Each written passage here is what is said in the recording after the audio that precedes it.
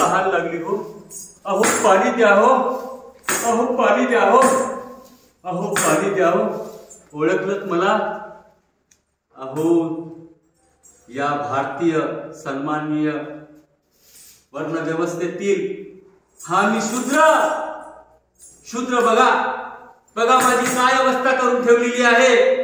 माणसापेक्षा माणूस असून सुद्धा माझं पशुपेक्षा माझं जीवन कशी अवस्था केलेली आहे बघा.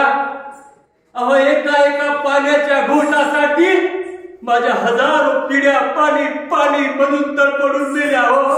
अहो मला पाणी द्या हो. पाणी द्या हो मला. अहो पाणी द्या हो.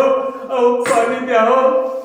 माहिती आहे तुम्हाला हे गाडगं कशासाठी आहे? हे पाणी पिण्यासाठी नाही आहे. तर मी रस्त्याने चालताना माझी थुंकी या रस्त्यावर पडू नये म्हणून या समाज व्यवस्थेने माझ्या गळ्यात ते गाडगं लटकवलेलं आहे. हा माझ्या मागे झाडू बांधलेला आहे. माझे पायांचे पदकमल या ठिकाणी उमटू नये. त्याचे पायाचे ठसे या ठिकाणी उमटू नये म्हणून माझ्या कमरेला हा झाडू बांधलेला आहे. अहो माझ्या सावलीचा सुद्धा विस्तार या समाज व्यवस्थेला व्हायचा.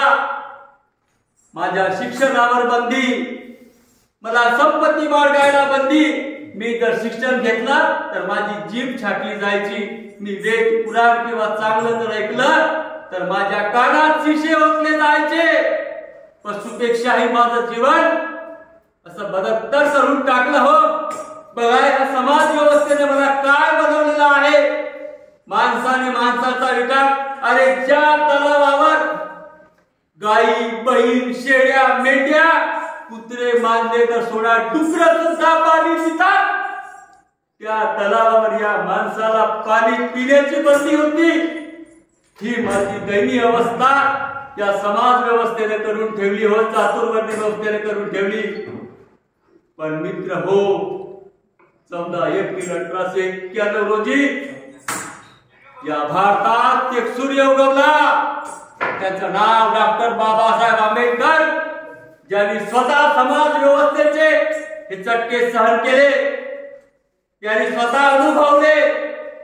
या बाबासाहेब आंबेडकरांनी 26 नोव्हेंबर 1950 रोजी भारताचे संविधान लिहून ही वर्ण व्यवस्था मुळासकट उकळून काढण्यासाठी कायदे केले. आणि आमच्या गळ्यातील गाडगं, कमरेला बांधलेला झाडू, आमचे शिक्षणाचे अधिकार आम्हाला मिळवून दिले. आम्हाला संपत्ती बाळगण्याचा अधिकार आम्हाला त्यांनी मिळवून दिला. आज तुम्ही जे सर्व सुटा बुटात बसले आहात ना ते माझ्या बाबासाहेबांची पुण्याई आहे. भारतीय संविधानाची पुण्याई आहे. आणि आज आम्ही जे शिकायला लागलो ते आमच्या संविधानाची पुण्याई आहे. बाबासाहेबांनी असं कलम लिहिलं की सर्वांना समता स्वातंत्र्य बंधुता न्याय यांचा सर्व अधिकार बाबासाहेबांनी आम्हाला संविधानात दिलं. आम्ही शिकायला लागलो, नवीन नवीन पदव्या घ्यायला लागलो, अनेक मुख्याच्या जागा आम्ही घेतल्या. आर्थिकदृष्ट्या आम्ही सबल झालो आणि शिकलो आणि आज माणसात आलो. हे आमच्या बाबासाहेबांमुळे आणि संविधानामुळे